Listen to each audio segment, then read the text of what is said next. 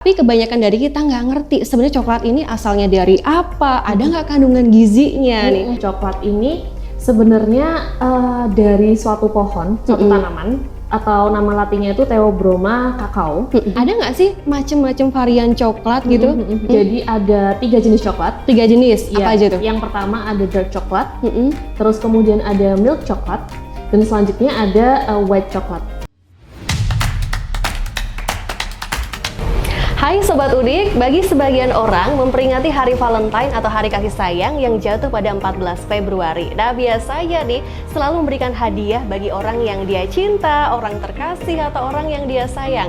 Biasanya hadiah yang paling sering dikasih adalah coklat. Sebenarnya ada nggak sih manfaat coklat buat tubuh kita? Ada nggak kandungan gizinya? Kita akan cari tahu bersama dengan ahli gizi di Universitas Kadiri.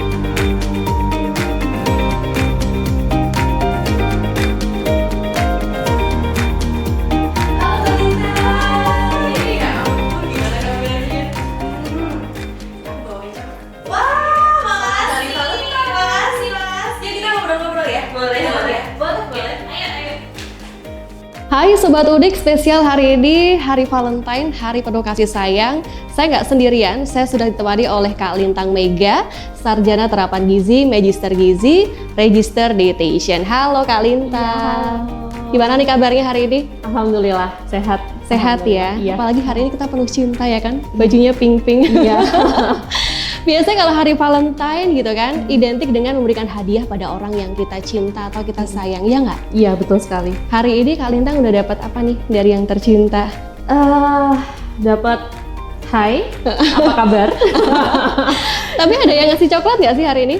Hari ini belum ya. Oke, Mungkin belum. Kita bisa lihat nanti sore. Oke, kita tunggu sampai dengan jam 12 malam ya. Iya, oke. Karena memang biasanya kalau hari Valentine itu kan banyak yang memberikan coklat nih, minimal coklat pada orang yang mereka sayang. Betul. Tapi kebanyakan dari kita nggak ngerti sebenarnya coklat ini asalnya dari apa, ada nggak kandungan gizinya nih. Kita kupas nih bersama yang ahli gizi. Tapi sebenarnya Mbak Lintang, coklat ini terbuat dari apa sih? Iya, oke. Jadi kita awal dari coklat dulu ya ini ya. Jadi coklat ini sebenarnya dari suatu pohon, suatu tanaman, atau nama latinnya itu Theobroma cacao, di mana pohon ini pohon terus ada buah dan bijinya. Jadi yang diambil untuk pembuatan coklat ini adalah biji dari buah tersebut. Biji gitu. kakao tadi. Betul, gitu ya. betul. Oh, saya baru tahu ya. Karena selama ini kita cuma makan coklat enak gitu ya. Manis. Habis banyak Iya. manis gitu kan. Nah, Iya, kita iya, nggak iya. tahu dampaknya dan lain sebagainya. Tapi sebenarnya Kak Lintang, ada nggak sih macam-macam varian coklat gitu? Jadi kalau menurut bacaan ya, menurut literatur, jadi ada 3 jenis coklat. 3 jenis, Iya. apa aja tuh? Yang pertama ada dark coklat, terus kemudian ada milk coklat, dan selanjutnya ada white coklat. Oh, dark, milk, dan juga white. White. Nah, dari ketiga jenis coklat ini bedanya apa sih Mbak Lintang? Ya, jadi untuk dark coklatnya, dark coklat ini adalah coklat. Kan tadi kan dari biji kakao, kemudian diolah dan digiling dan melalui beberapa proses fermentasi. Dan selanjutnya ini hasilnya adalah pasta, sebuah pasta kakao. Di mana pasta ini kemudian kan nanti akan dicampur oleh bahan-bahan yang lain. Bahan-bahan yang lain ini seperti cocoa butter, jadi seperti mentega, kemudian juga beberapa bahan lain yang dikehendaki. Jadi contohnya sebuah produk ini ingin coklat kacang, gitu. Jadi pasti di dalamnya nanti ditambahkan dengan kacang-kacangan, atau mungkin dengan coklat dengan rasa-rasa green tea. Nah ini selanjutnya akan ditambahkan dengan ekstrak-ekstrak green tea. Oke. Dan begitupun seterusnya. Nah kemudian untuk dark coklat sendiri ini adalah pasta coklat itu tadi dengan cocoa butter dan bahan-bahan yang lain. Nah si dark coklat ini komposisinya adalah pasta coklatnya ini lebih dominan dibandingkan dengan bahan-bahan yang lain. Oh, kalau dark chocolate berarti pastanya lebih dominan. Iya, betul. Bagaimana dengan milk serta satunya yang white? Nah, kemudian kalau yang milk ini komposisi atau rasionya dari pastanya dan susu tentunya ya, karena itu namanya milk. Jadi komposisi dark coklatnya ini tidak terlalu dominan dibandingkan dengan susu dan juga bahan-bahan yang lain. Oh, I see. Kalau yang white? Kalau yang white, nah menurut literatur, jadi yang white ini sebenarnya adalah bukan terbuat dari pasta coklat. Karena namanya aja udah white ya sebetulnya ya. Ya, dari namanya sebenarnya Bukan white. coklat lagi Iya, gitu. bukan coklat lagi sebenarnya. Jadi ini terbuat dari susu dan juga gula. Oh, Seperti itu. Susu dan gula. Iya, betul. Jangan-jangan yang selama ini saya makan yang serba manis nih baru Iya. ketahuan jenis yang mana gitu kan. Iya, betul. Tapi banyak orang yang mengatakan, oh kalau saya makan coklat, mood booster tiba-tiba meningkat gitu kan, moodnya jadi bagus, seketika happy gitu kan. Tapi sebenarnya ada nggak sih kandungan gizi di dalam coklat sendiri, Mbak Lintang? Oke, kalau sekarang kita bergeser ya langsung ke kandungan gizinya. Jadi kalau kandungan gizinya sendiri hampir di semua bahan makanan ini sebenarnya mengandung zat gizi pastinya. Oke. Jadi pasti mengandung entah itu zat gizi makro, zat gizi mikro, karbohidrat, lemak, protein, vitamin, mineral dan segala macam. Untuk coklat itu juga seperti itu. Pastinya dia mengandung zat gizi, karbohidrat, lemak, protein, vitamin, mineral dan segala macam. Tapi yang yang menonjol dari coklat ini, yang khusus atau yang dapat bermanfaat di dalam tubuh kita sebenarnya nggak cuma zat gizinya, tapi juga ada zat bioaktif. Oh, apa itu? Zat bioaktif ini adalah biasanya kita temukan di tumbuh-tumbuhan. Zat bioaktif ini kita temukan di tumbuh-tumbuhan. Jadi zat ini merupakan, kalau di tumbuhan itu kita sebutnya sebagai metabolit sekunder. Metabolit sekunder ini adalah senyawa atau zat yang bukan zat utama yang dihasilkan dari tumbuhan itu sendiri. Oke. Jadi contohnya tumbuhan ini kan yang kita tahu membutuhkan klorofil, membutuhkan karbon dioksida, Betul. cahaya matahari untuk dia bisa tumbuh kan, untuk Betul. dia bisa dapat energi dari situ.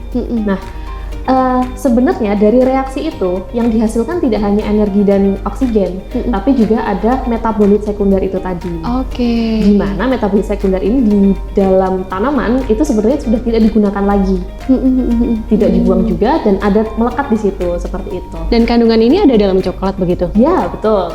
Jadi karena sudah tidak digunakan dan melekat di situ, akhirnya kalau kita yang konsumsi, kita yang dapat manfaatnya. Seperti itu.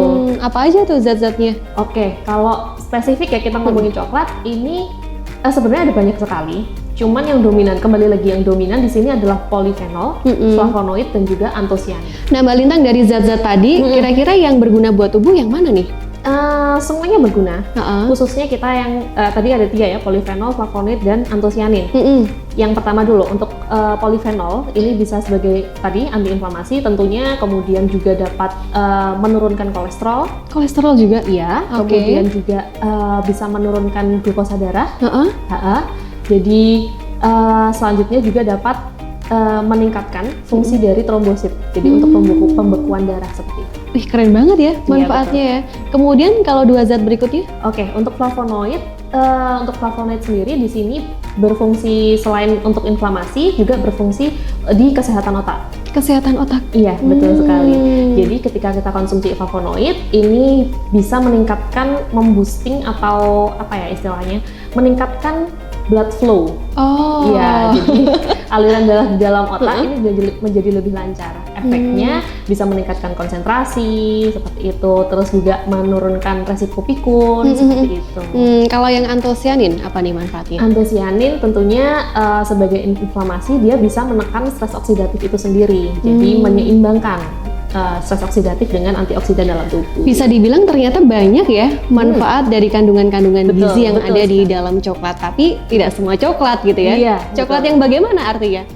Nah, coklat yang tentunya kalau menurut bacaan ini tentunya kita cenderung ke dark coklat. Dark coklat. Iya, karena dari dark coklat ini kan kandungan gulanya lebih sedikit, kandungan susunya lebih sedikit, seperti itu.